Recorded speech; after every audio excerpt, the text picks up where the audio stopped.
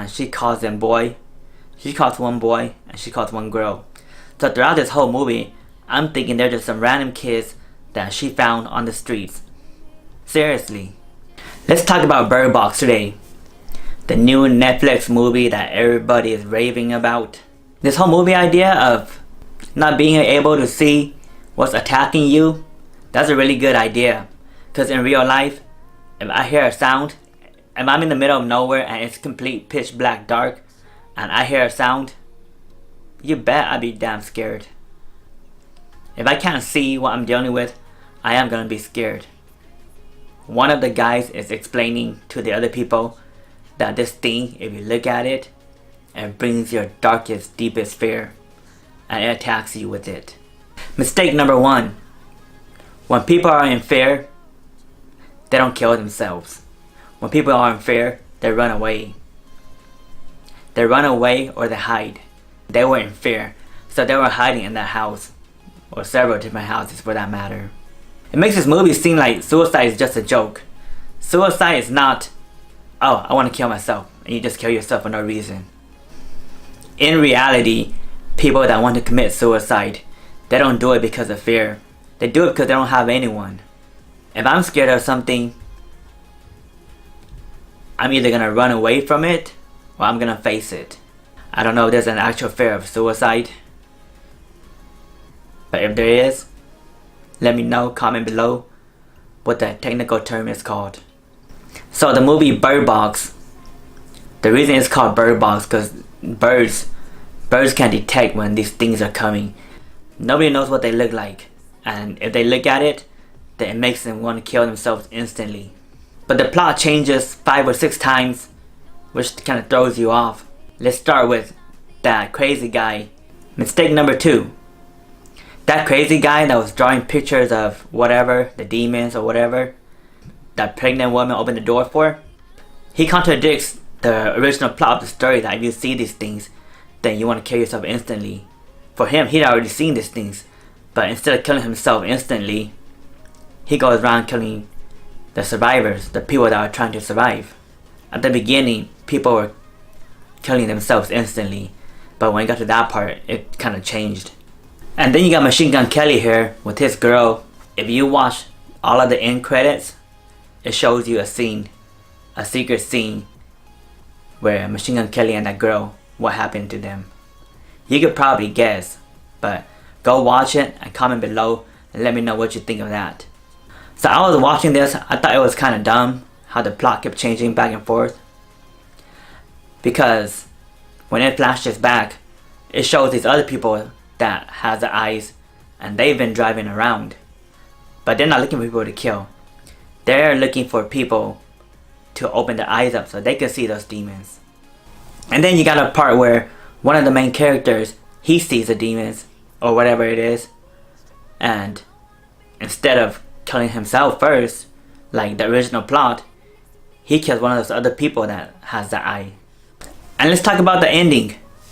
The ending, I thought it would be a whole lot more dramatic. It kind of sucked.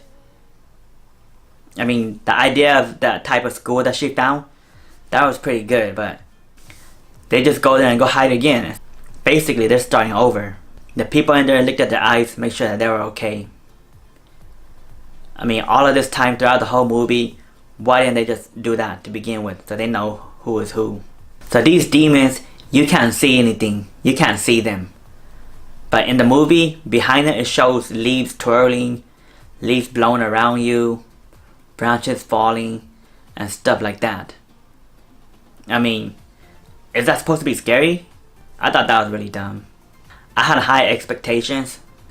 I'm a big time lover of Netflix movies and Netflix series, but this movie was obviously overrated. These demons or monsters or ghosts, whatever you want to call them, when you see them, they bring out your worst fears and use them to attack you. She's hearing all these sounds of people calling her name.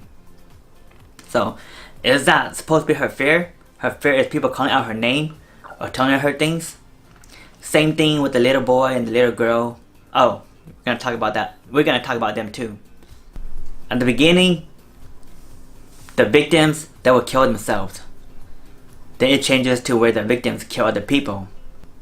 Then it changes to where the victims force other people to look at these things. Okay, let's talk about the boy and the girl. At the beginning of the movie, it shows them with Sandra, and she calls them boy. She calls one boy, and she calls one girl. So throughout this whole movie, I'm thinking they're just some random kids that she found on the streets. Seriously. Boy and girl. That's what she called them. No names. Turns out the boy was hers, and the girl was another pregnant woman's. Sorry if I spoiled it for you. But if you're watching this, you probably don't want to watch this movie anyways. It's a waste of time. So let's go back to the suicide part of it. The suicide, the mental illness. People that commit suicide, they don't just commit suicide for no reason. In this movie, it says that if you see them, then it makes you want to commit suicide. But why? At first it says that it brings your biggest fear. It uses that fear to attack you. So if you're scared of something, then you want to kill yourself? I don't think that's how it works. Mental illness is a serious issue, and it's very complicated. A lot of people don't understand. People that don't suffer from mental illness, they don't understand. It takes somebody that's been in that situation to understand. I mean, mental illness can be a lot of different things. It's not because you're crazy. It's because a lot of things affect you. The people around you affect you. Your surroundings affect you. That's why I distance myself from a lot of people. There's probably only a few people that I would share my secrets to. There's been people that I've shared my secrets to that I probably shouldn't have.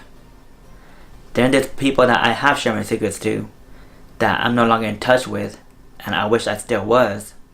Most people that don't know what it's like, they always tell you that you're crazy, or that you'll be okay, you'll be fine, you'll get over it.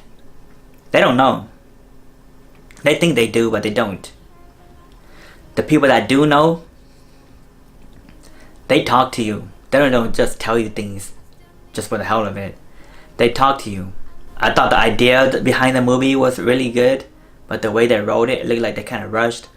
It's almost as if they started recording the movie, they started production, and throughout the production they're like, oh, let's do this instead, let's do that instead.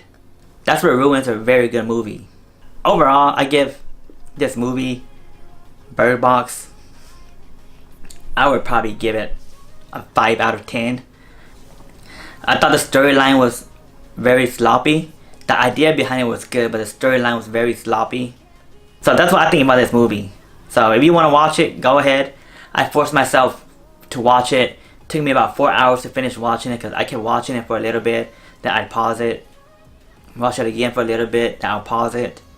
I'll pause it and go do things around the house or look on my phone, look on YouTube. And I normally binge watch Netflix. I watch Girl From Nowhere.